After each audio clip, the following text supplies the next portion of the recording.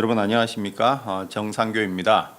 오늘은 제가 이제 지금까지 벌써 이제 반년 넘게 이렇게 했는데 많이 봐주셔서 너무 감사하고 그 안에 어떤 뭐 교리에 대한 내용, 그 다음에 어떤 뭐 불교의 어떤 그 통시적인 어떤 역사 뭐 이런 것도 이제 말씀을 이렇게 드리고 했는데 또 간혹 이렇게 가끔 이제 어디 절에 가서 만나는 분들이 또 이 방송을 또 보시는 분들이 또 있으셔가지고 때로는 조금 어렵다 이제 이렇게 말씀하시는 분들도 있고 뭐 재미있게 봤다 이제 이런 분들도 있으시더라고요. 그래서 오늘은 제가 조금은 우리가 이제 그 불교 경전이나 부처님 말씀에 대한 것을 너무 이렇게 교리적으로 역사적으로 학문적으로 얘기를 하다 보면 아무리 이제 쉽게 얘기를 한다고 해도 그것이 직접 조금은 이렇게 직관적으로 와닿지 않을 때가 또 있는 것 같습니다.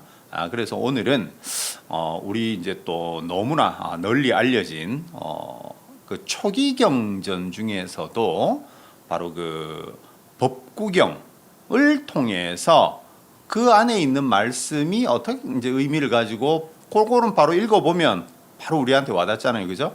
그래서 그 법구경을 중심으로 해서 거기에 얽힌 말씀을 좀 드릴까 합니다. 뭐 법구경하고 또 이제 수타니파타 이거는 뭐 많은 분들이 우리나라에도 이제 많이 나와 있고 예전에 이제 우리 법정 스님께서도 이제 그 번역본을 그렇게 내셔가지고 많은 분들이 종교와 상관없이 보고 있는 게 바로 법구경, 뭐 수타니파타 이제 이런 게 되겠죠, 그죠?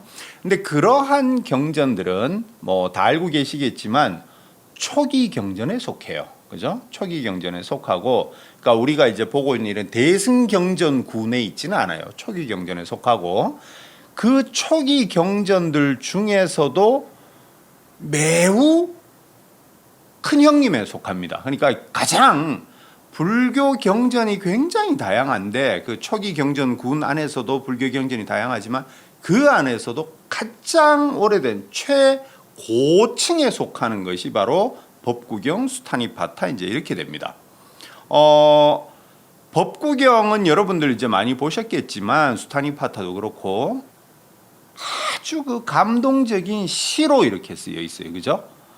뭐 어떤 막 철학적이고 아주 어렵고 난해한 이론을 이렇게 설명하는 게 아니라 이렇게 아주 간략간략한 하지만 너무나 감동적인 어떤 그 부처님께서 어떤 그 깨달음에 대한 말씀을 쫙 이렇게 말씀을 하고 계시거든요. 그래서 그것이 아마 종교를 떠나서 또 국적을 떠나서 또 어떤 그 나이를 떠나서 많은 분들이 옛날부터 좋아했던 불교 경전이 아닌가 이제 이런 생각이 듭니다. 근데 여러분 한번 생각을 해보시죠.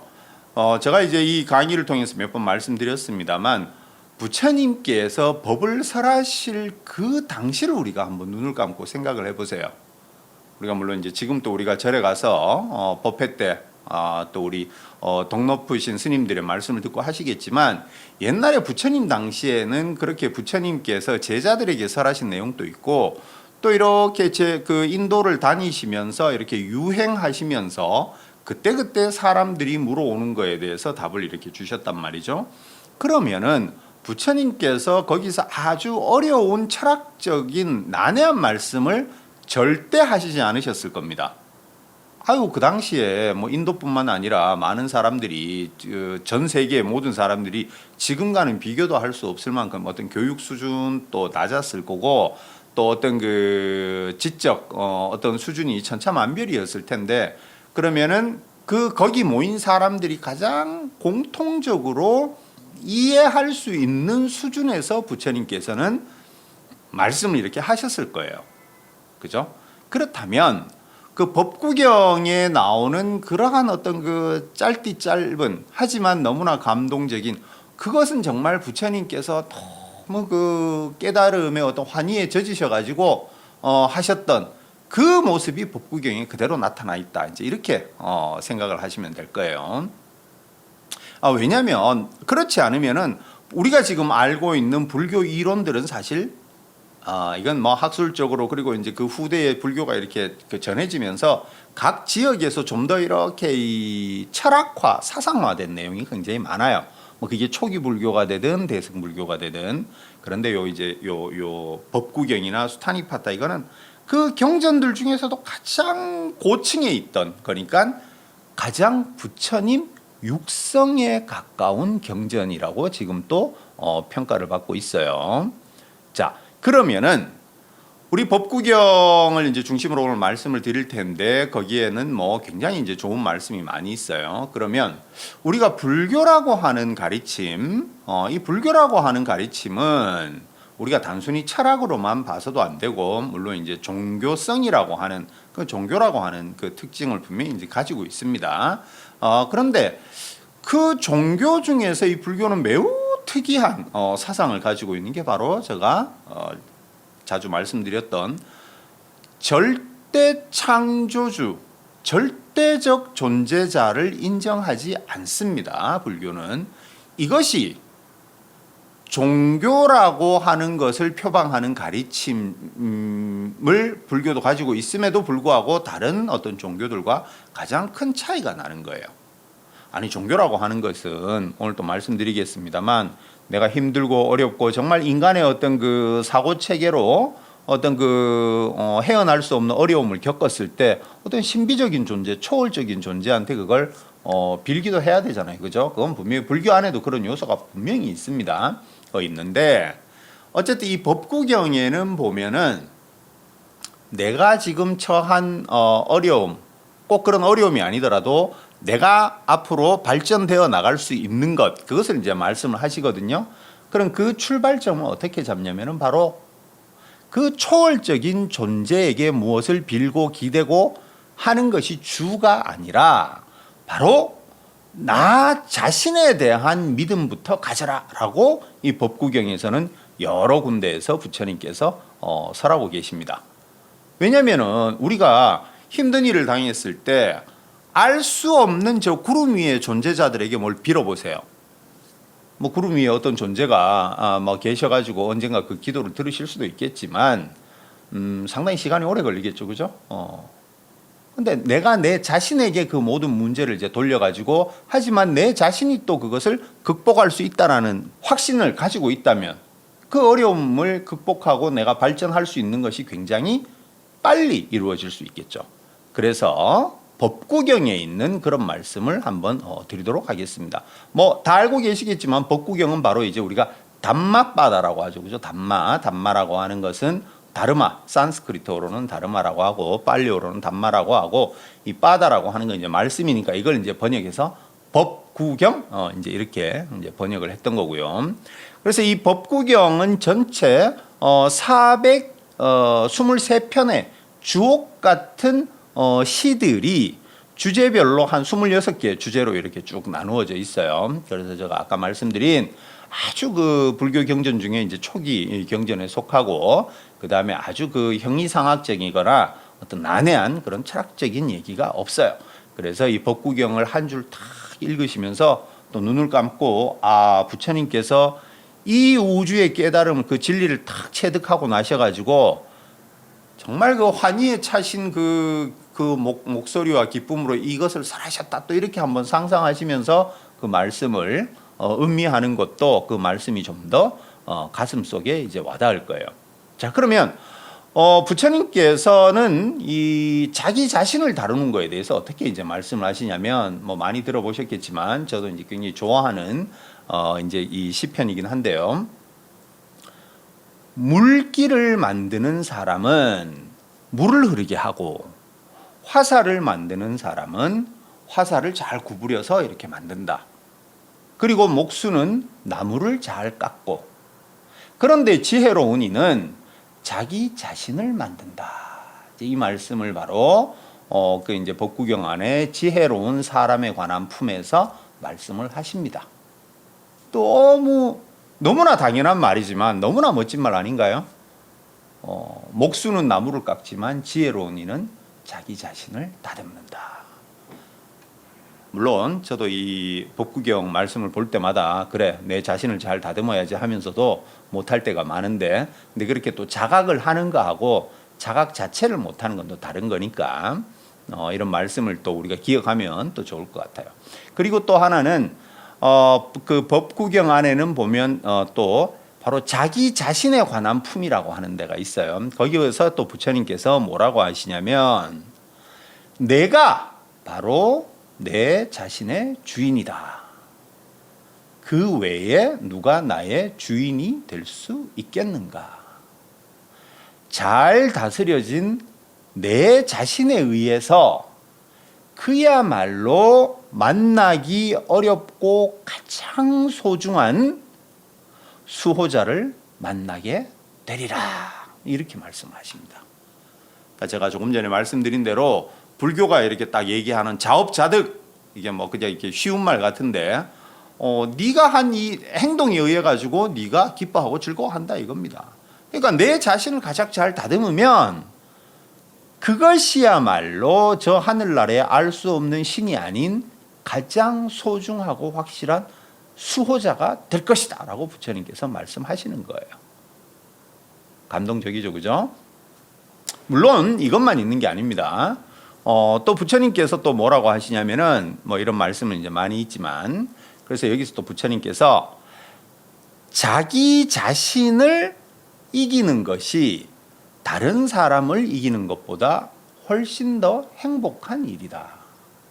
스스로를 다스리며 자제하는 사람은 신도, 간다르바도, 브라만 신도, 악마도 그를 패배자로 만들지 못할 것이다 라고 이렇게 또 말씀을 하십니다. 그러니까 계속해서 부처님께서 뭐라 그러세요? 뭐 다른 사람 이기려고 하고 뭐 다른 거 얻으려고 하는 것보다는 네 자신에 대해서 네가 승리를 가진다면 그것이야말로 그 어떤 위대한 천신들도 너를 함부로 하지 못할 것이다 라고 얘기를 하시는 겁니다.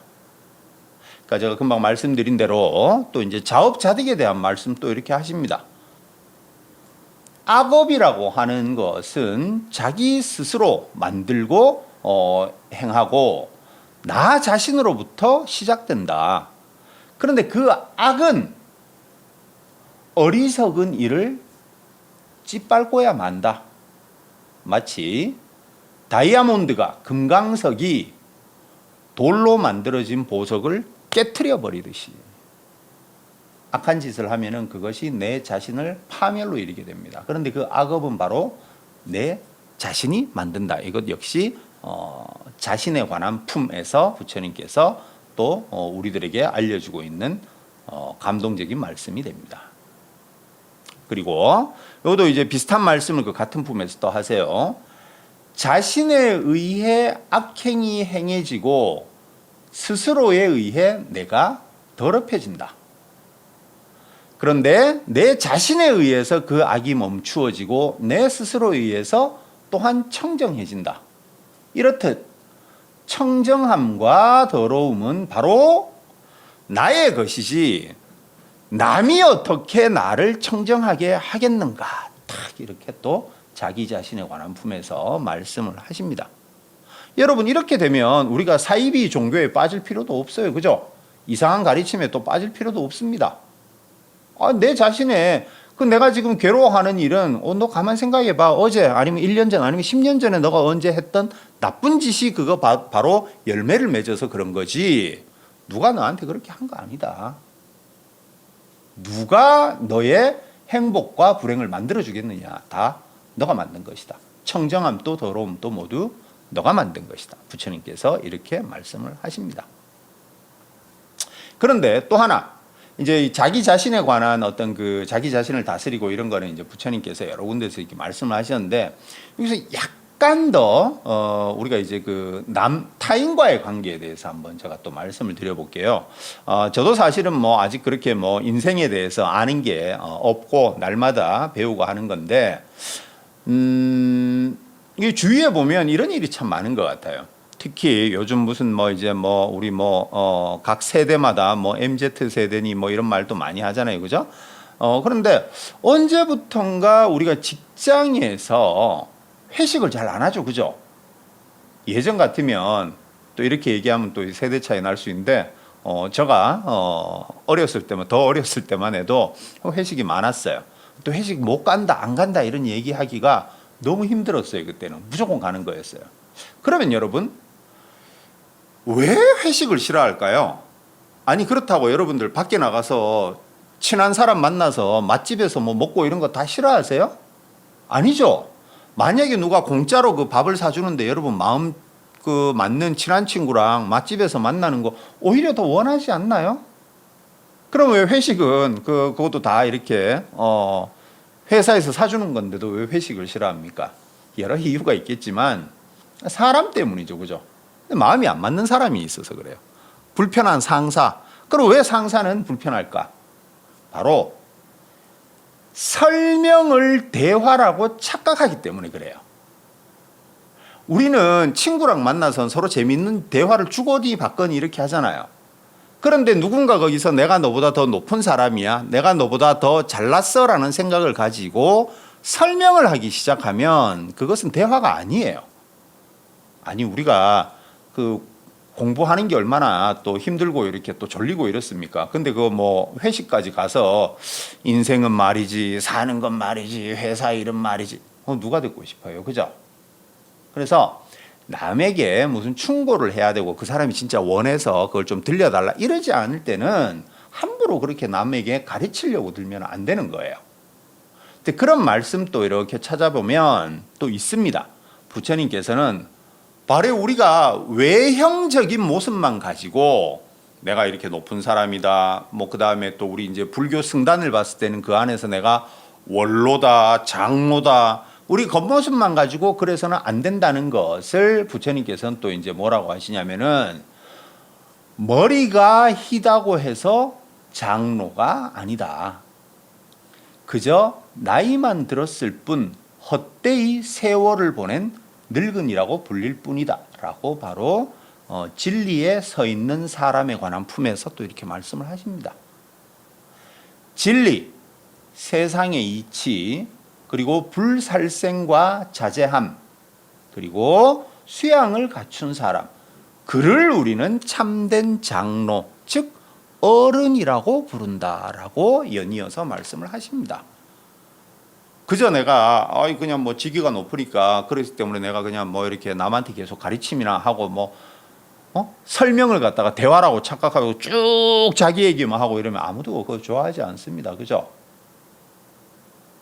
헛되이 나이만 먹은 늙은이라고 불릴 뿐이다라고 부처님께서 말씀을 하시는 겁니다. 물론 이것은 부처님께서 제타숲에 계실 때 한 무리의 수행자들이 부처님을 뵈러 와서 이제 인사를 이래 드렸어요. 그때 부처님께서 그대들은 혹시 여기에 참 여여하신 장로 한 분이 지나가는 것을 보지 못했는가 이렇게 말씀하시니까 사람들이 아니요 보지 못했습니다. 그저 초라하고 왜소해 보이는 삼위승은 한 명 봤지만 그런 이렇게 딱 장로로 보이는 분은 제가 보지 못했습니다. 이러니까 부처님께서 그 초라해 보이는 사람이 바로 사미가 아니라 장로 원로이시다. 그러니까 또 사람들이 이러는 거예요. 에이 부처님, 아이고 뭐 볼품도 없고 생긴 것도 초라해 보이시던데 그분이요 이랬어요. 그러니까 부처님께서 이 말씀을 금방 드린 이 말씀을 하신 거예요. 그저 외형으로 머리가 희고 뭐 풍채가 있고 뭐 그렇다고 해서 장로가 아니다. 세상의 이치를 알고 수양을 잘 갖춘 그가 바로 참된 어른이다. 이제 이렇게 얘기를 합니다. 그래서 우리가 점점 이제 갈수록 뭐 세대 차이가 있고 뭐 이렇게 또 젊은 사람들은 나이 든 사람을 뭐라고 부르고 또 이쪽에서 이쪽을 뭐라고 부르고 우리가 그런 게 점점 요즘 더 심해지는 것 같아요. 물론 그것은 예전에 우리가 그런 것을 서로 각 세대에 대한 어떤 차이를 너무 이렇게 고려를 안 하고 지내왔던 것이 지금 이제 이렇게 터지는 것 같은데 그럴 때도 우리가 이런 부처님 말씀 속에서 그런 또 지혜를 한번 구하는 게 또 좋을 것 같아요. 그래서 부처님께서는 또 이렇게 뭐라 그러시냐면은 내 자신부터 똑바로 세운 다음에 남을 가르쳐라. 그래야 비난받지 않을 것이고 남을 가르치듯 네 자신을 대할 때 그것이 바로 남을 이끌 수 있는 길이 된다라고 바로 또 계속 이 자기 자신에 관한 품에서 계속 가르침을 주고 계십니다. 근데 이런 말씀을 이렇게 들으면 여러분, 우리가 알고 있는 뭐 여러 많은 경전이 있죠, 그죠? 막 금강경도 있고 법화경도 있고 뭐 또 다른 경전도 있고 한데 또 그 경전들은 경전 나름의 또 시대적 상황이 있어서 또 어떤 여러 가지 사상을 말씀하시지만 지금 이런 말씀들은 우리가 그렇게 어렵게 생각을 안 하고 들어도 정말 와닿는 말씀이잖아요. 부처님께서 정말 가장 그 경전 형성의 가장 초기 단계에 속하는 이게 경전이거든요.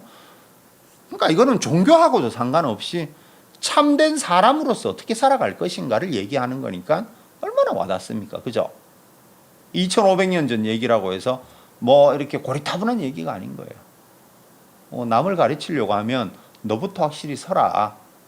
그렇게 됐을 때 또한 너 자신을 남을 대하듯이 너를 대하면은 그것이 바로 너가 남을 이끌 수 있는 길이 될 것이다. 얼마나 멋진 말씀입니까? 그죠?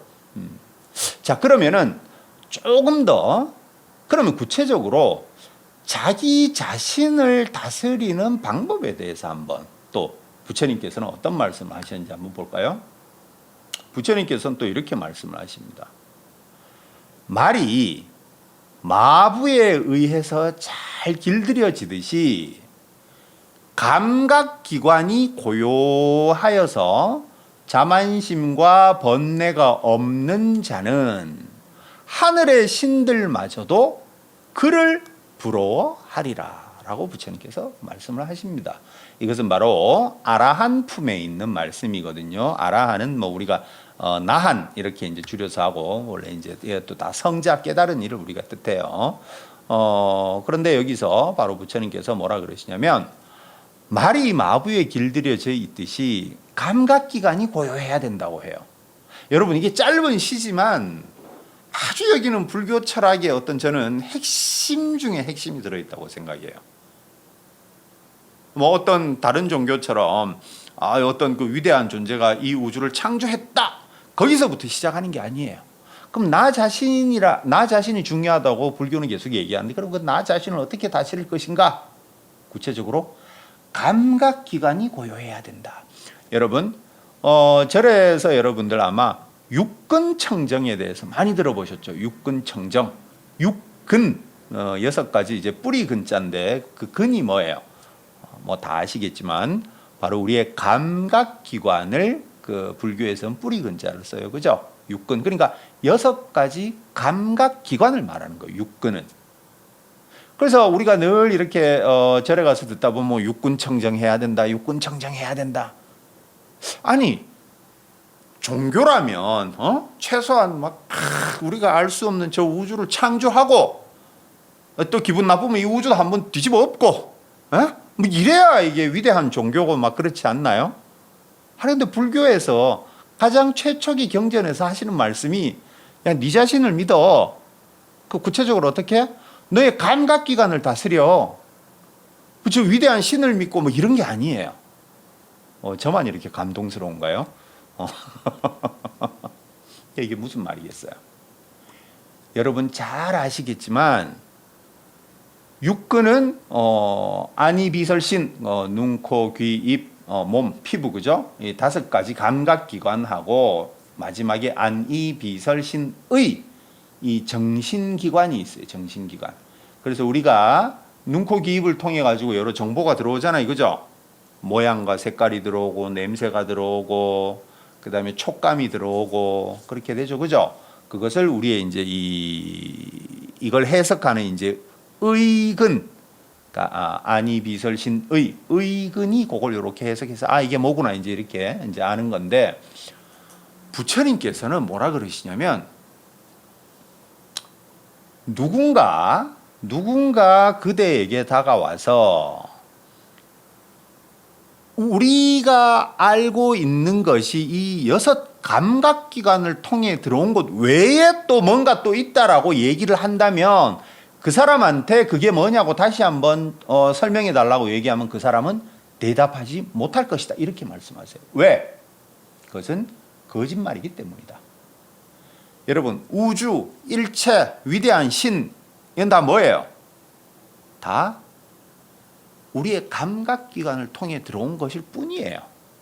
우리가 알고 있는 이 우주는 삼라만상은 결국 부처님 말씀도 그렇고 결국은 감각기관을 통해서 들어온 우리가 해석한 거예요. 그냥 즐겁다, 고통스럽다, 빨갛다, 파랗다 전부 아무리 뭐 위대한 신의 얘기라고 해도 내가 어제 위대한 신을 봤어 어쩌고 저쩌고 뭐 해도 그다 감각기관이 만들어낸 거예요. 그냥 그러니까 이 일체라고 이 전부라고 하는 것은 우리 감각기관을 통해 들어온 것밖에 없다라고 부처님께서 바로 이 일체경이라고 하는 니까야에 있는 일체경에서 바로 그 말씀을 하십니다.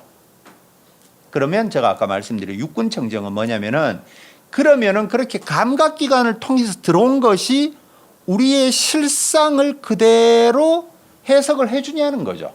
당장 우리가 현대과학적으로 봤을 때도 우리가 아는 것은 뇌의 해석이잖아요. 물론 불교에서 이제 뭐 무조건 뇌의 해석이라고 이렇게 얘기는 안 하고 좀 다른 의미로 얘기는 하긴 하지만 그래서 우리가 알고 있고 저것이 즐겁고 저것이 내가 가져야 되는 것이고 아무리 그래봐야 우리의 잘못 길들여진 감각기관이 해석한 것일 뿐이라는 거예요. 그래서 부처님께서는 이제 그 일체경에서 뭐라 그러시냐면 바로 이 6 감각기관, 즉 육근을 통해서 들어온 그 알미라고 하는 것, 지식이라고 하는 것이 진정한 기쁨으로 인도하지 못한다는 것을 알 때 이욕, 욕망에서 벗어날 수 있는 것이다. 그것이 열반이고 해탈이다라고 바로 말씀을 하시는 겁니다. 여러분, 제가 금방도 말씀드렸죠.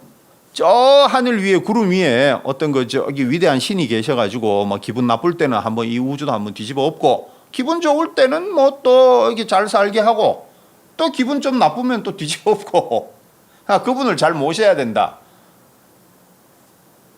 얘기는 조금씩 다르겠지만 다른 종교들 위대한 어떤 그 초월자를 모시는 종교들은 다 이런 패턴이 있어요. 그러니까 그분을 화나게 하면 큰일 납니다, 여러분. 화나게 하면 안 돼요. 그래서 여러 가지 막 동물도 죽여서 올리고 뭐 또 문화권에 따라서는 또 인신공양, 사람도 이렇게 이제 공양을 올리고 이렇게 했지만 불교는 그렇지가 않습니다. 제가 다시 한번 말씀드리지만 저만 감동스럽나요, 지금? 불교는 매우 혁신적인 가르침이었던 거예요. 그러니까 야, 그 행복과 불행 그게 어떻게 생기지? 그러니까 구체적으로 현대과학과 같은 어떤 그 마인드를 가지고 있는 거예요. 구체적으로 관찰을 해보자. 행복, 불행 그건 결국은 나의 어떤 알미잖아요. 알을 기반해서 행복과 불행이 생기잖아요. 그럼 그 알은 어떻게 생겨나? 신의 계시? 뭐 그럴 수도 있겠네. 어제 꿈에서 나타난 어떤 그 현몽 그럴 수도 있겠네. 근데 그것도 결국은 눈, 코, 귀, 뼈, 이 육근을 통해서 들어오는 걸 뿐이다. 그러니까 이 우주라고 하는 건 결국 우리가 아는 거는 이 육근을 통해 들어온 것일 뿐이야. 그러니까 육근을 통해서 들어오는 정보를 우리가 정확하게 알자. 즉 나의 알을 정확하게 알자. 그것이 육근 청정이 되는 겁니다. 그래서 여러분 우리가 이제 그 법회 때 많이 암송하는 우리가 바로 그 반야심경에 보면 무아니비설신의 그 다음에 아니비설신의에 대응되는 색성향미촉법도 무색성향미촉법 이렇게 나가잖아요. 그것은 그 모든 것에 대한 집착을 완벽하게 한번 떨쳐버리자 하는 의미에서 그렇게 얘기를 하는 건데 일단은 불교에서 이 육근이라고 하는 것 그리고 거기에 대응되는 대상까지 합쳐서 우리가 12처라고 해요. 육근과 육경 대상을 경이라고 하거든요. 12처 이 우주는 12처 이것이 우리가 아는 전부인 거예요, 사실. 그럼 그 알미 들어오는 과정을 정확하게 안다면 우리가 쓸데없는 집착을 안 하겠죠. 매우 과학적인 분석과 관찰의 결과인 거예요, 불교는. 그래서 그렇게 해서 육근 청정이 다 된 그 상태를 또 물론 이제 뭐 다른 말씀으로 여러 가지 이제 표현을 이렇게 하시겠지만 그 표현 중에 하나가 또 이렇게 말씀을 하십니다. 여러분 많이 들어보셨을 텐데 지붕이 튼튼하게 잘 엮어진 집에 비가 새지 못하듯이 수행으로 잘 다스려진 마음에는 탐욕이 스며들지 못한다. 여러분 많이 들어보셨죠? 또 그래서 부처님께서는 이제 이런 말씀 또 하시는 겁니다.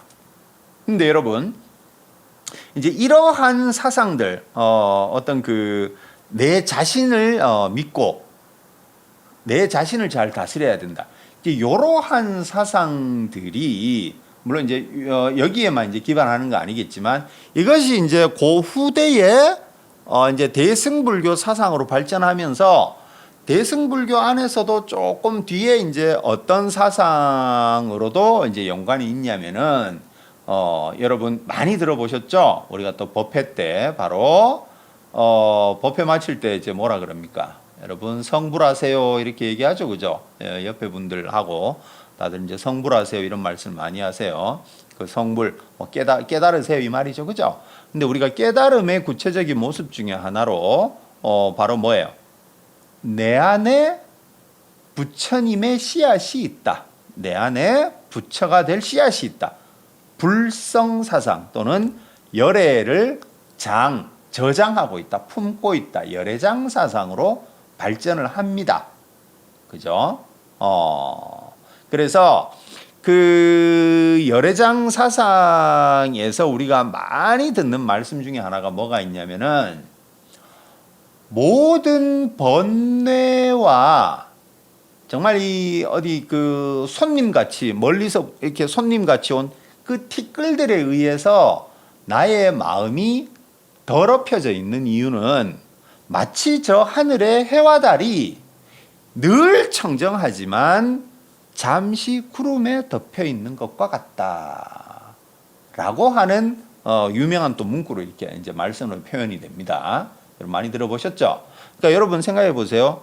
해와 달이 그 자체가 뭐 이렇게 티끌이 묻어 있거나 흐리고 이런 거 아니죠? 그 해와 달은 원래 그렇게 있어요. 거기에 구름이 끼었다가 또 사라지고 이런 것일 뿐이죠, 그죠? 여러분들 요즘 이제 뭐 해외여행 워낙 또 많이 다니시고 우리가 또 국내에서 이동할 때도 비행기를 많이 타는데 물론 뭐 국내에서는 뭐 이제 그 비행기가 그렇게 높이 안 올라가니까 여러분 해외로 이렇게 가실 때 비 오는 날 아우 해외를 가야 되니까 또 짐을 많이 이렇게 가지고 가잖아요, 공항에. 그러면 참 이렇게 비행기를 볼 때마다 저도 참 신기한 게 뭐냐면은 야, 저 거대한 비행기가 어떻게 날까 이제 이런 생각이 들거든요. 더구나 이 날씨도 안 좋고 비바람 부는데 어떻게 날까?